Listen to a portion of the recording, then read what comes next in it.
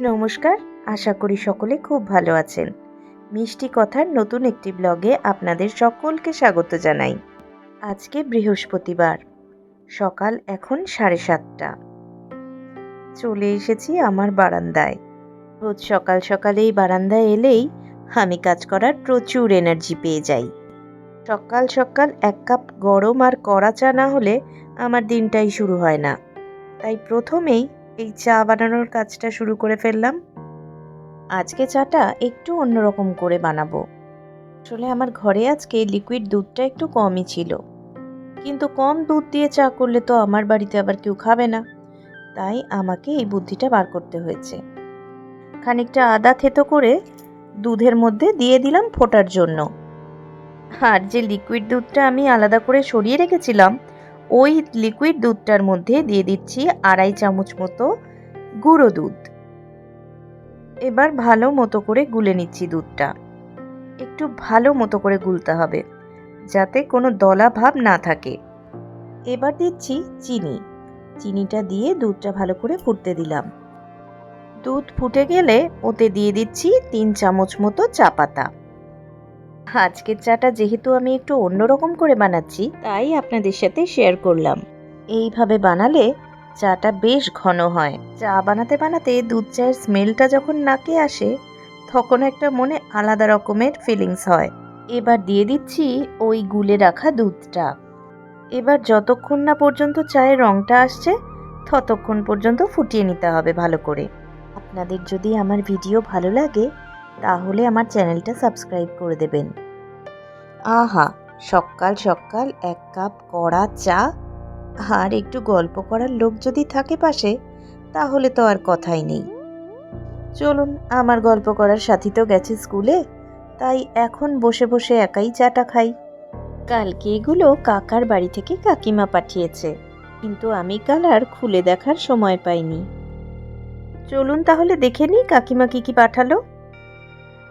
প্রথমেই দেখছি মুসুর ডালের বড়ি। এটাতে কি আছে? আবারও বড়ি বিউলির ডালের। আর এটাতে রয়েছে গয়না বড়ি।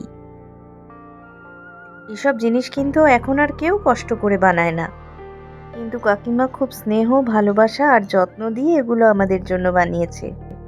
আর এটা কিন্তু আমার ভীষণ প্রিয় একটা মিষ্টি। দুধকে ঘন করে ক্ষীর বানিয়ে এই সন্দেশটা বানাতে হয়। চলুন তাহলে এবার বাকি কাজগুলো সারি। চলে এসেছি ছাদে। চা বানানোর পর এই কাজটা কিন্তু আমাকে রোজই করতে হয়। ঠিকই ধরেছেন, এদের খেতে দেওয়াটাও আমার রোজকার একটা ডিউটি। রোজ যখন পায়রারা ঝাঁকে ঝাঁকে এসে এইভাবে খাবার খেয়ে আবার ঝাঁকে ঝাঁকে উড়ে চলে যায়, আমার সেই দৃশ্যটা দেখতে দুর্দান্ত লাগে। এরকম সুযোগ তো সকলে পায় না। আমি এইটুকু সুযোগ পেয়েছি, এতেই আমি নিজেকে ধন্য বলে মনে করি। তাই রোজ দিন এই কাজটা করতে আমার দারুণ লাগে। সারা ছাদ জুড়ে এদের আনাগোনা দেখলে মনটা দিনের শুরুতেই একদম ভালো হয়ে যায়। হ্যাঁ, আমি তো এইভাবে আমার দিনটা শুরু করি। আপনারা কিভাবে আপনাদের দিন শুরু করেন আমাকে কমেন্টে জানাতে ভুলবেন না। যাই হোক, চলুন তবে এবার নিচে যাই। এবার তো বাকি সমস্ত কাজকর্মগুলো করে ফেলতে হবে। নিচে চলেও এসছি। এবারে একটা মশলা বানিয়ে নেব। আজকে বানাবো ফুলকপি আর পনির দিয়ে একটা নিরামিষ তরকারি। তার জন্য মিক্সির বাটিতে নিয়ে নিলাম 2 চামচ মতো পোস্ত, আর দিচ্ছি বেশ কয়েকটা কাজু বাদাম, আর দিচ্ছি একটা কাঁচা লঙ্কা। এই কাঁচা লঙ্কাটায় খুব ঝাল, তাই আমি একটাই দিলাম। সামান্য জল দিয়ে মশলাটা ভিজিয়ে দিচ্ছি। নিয়ে নিচ্ছি মটরশুঁটি আর টুকরো করে রাখা টমেটো, আর লাগছে ফুলকপি আর আলু। কড়াইতে প্রথমে তেল গরম করব। তেলটা বেশ ভালো মতো গরম হতে দেবেন, নাহলে কিন্তু পনিরগুলো ভাজার সময় কড়াইয়ে আটকে যেতে পারে। তেলের মধ্যে দিয়ে দিচ্ছি সামান্য একটু নুন। এবার পনিরগুলো দিয়ে বেশ ভালো করে ভেজে নেব। তবে পনিরগুলো খুব কড়া করে ভাজবেন না, খুব কড়া করে ভাজলে কিন্তু পনির শক্ত হয়ে যাবে। আর আমি মনে করি পনির খুব বেশি ভাজলে পনিরের যে নিজস্ব স্বাদটা থাকে সেটা নষ্ট হয়ে যায়। বিগত কয়েকদিন ধরে আমাদের বাড়িতে শুধু ফুলকপিই রান্না হচ্ছে। আসলে আমার হাজবেন্ডের ফুলকপি খুব প্রিয়, আর যেহেতু ফুলকপি খুব প্রিয়, তাই বাজারে গেলেও ফুলকপি ছাড়া সে আর কিছুই দেখতে পাচ্ছে না। তবে এই শীতটা চলে গেলে তো আর ফুলকপি পাওয়া যাবে না বলুন। তাই কদিন না হয় খেয়েই নি, কী আর করা যাবে। আর তাছাড়া ফুলকপি দিয়ে নানা রকম পদ রান্নাও করা যায়। ফুলকপি দিয়ে আলু দিয়ে পোস্তও কিন্তু বেশ ভালো লাগে। নিরামিষ দিনে ডাল আর ফুলকপি আলু পোস্ত দিয়ে এক থালা ভাত প্রায় খাওয়াই হয়ে যায়। যাই হোক, গল্প করতে করতে পনিরগুলো হালকা করে ভাজা হয়ে গিয়েছে। পনিরগুলো একটা আলাদা পাত্রে তুলে রাখছি। এরপর ওই তেলের মধ্যেই ফোড়ন হিসেবে দিচ্ছি গোটা জিরে আর একটা তেজপাতা।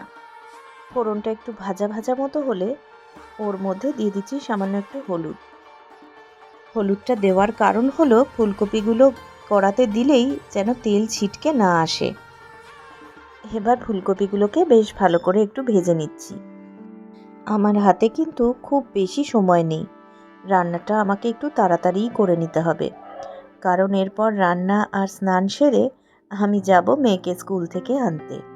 ফুলকপি আর আলুটা একটু ভাজা ভাজা হলে ওর মধ্যে আমি দিয়ে দিচ্ছি টুকরো করে রাখা টমেটো আর মটরশুঁটিগুলো। সকালে ওঠার পর থেকে যেন দম ফেলার সময়ই পাই না, একটার পর একটা কাজ পরপর করতেই থাকি।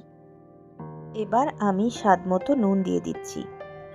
নুনটা আমি শুরু থেকে দিইনি, তার কারণ নুনটা শুরু থেকে দিলে একটা কীরকম সেদ্ধ সেদ্ধ ব্যাপার চলে আসে, সবজিগুলো ঠিক ভাজা যায় না ভালো করে। ফুলকপি আর আলুগুলো ভাজা হয়ে গিয়েছিল, তাই এবার আলাদা একটা পাত্রে ওটা তুলে রাখলাম। আর কড়াইতে সামান্য একটু তেল দিয়ে ওর মধ্যে গোটা জিরে ফোড়ন দিলাম। এরপর দিয়ে দিচ্ছি ওই আগে থেকে বেটে রাখা মশলাটা, যার মধ্যে রয়েছে পোস্ত, কাজু বাদাম বাটা আর কাঁচা লঙ্কা। মিক্সির বাটি ধোয়া জলটাও দিয়ে দিলাম। এই অবস্থায় গ্যাসের ফ্লেমটাকে একদম লোতে রাখবেন, না হলে কিন্তু মশলাটা পুড়ে যাওয়ার একটা চান্স থাকে।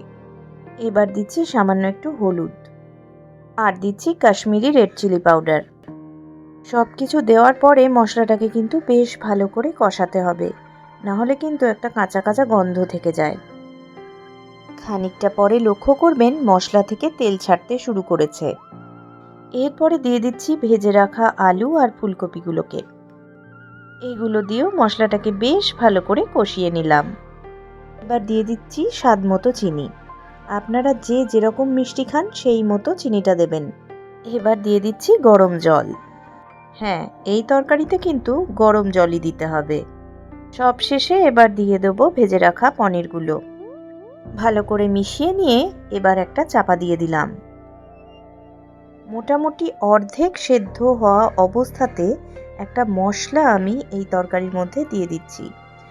একটা এলাচ, একটুখানি দারচিনি স্টিক আর দুটো লবঙ্গ হামানদিস্তার সাহায্যে ভালো করে গুঁড়ো করে আমি ওর মধ্যে দিয়ে দিচ্ছি। এই মশলাটা রান্নায় দারুণ একটা ফ্লেভার এনে দেয়। দুপুরের রান্না একেবারে রেডি হয়ে গিয়েছে। চলুন তাহলে এবার স্নান সেরে মেয়েকে স্কুল থেকে আনতে বেরোই, ফিরে এসে আবার দেখা হবে। দুপুর এখন 12:30 মতো বাজে, মেয়েকে স্কুল থেকে নিয়ে চলে এসেছি। চলুন আমার বারান্দায় দেখুন এদের কীর্তিকলাপটা।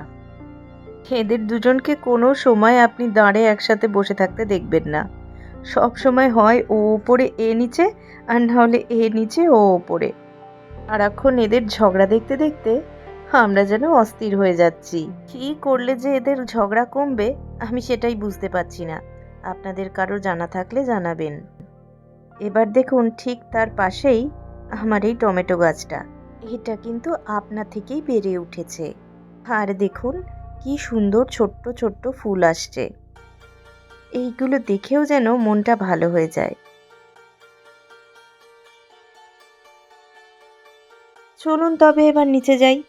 মেয়ের হয়তো স্নান হয়েই গিয়েছে, এবার ওকে দুপুরের খাবারটা দিতে হবে। মেয়ের খাবারটা বাড়া হয়েও গিয়েছে।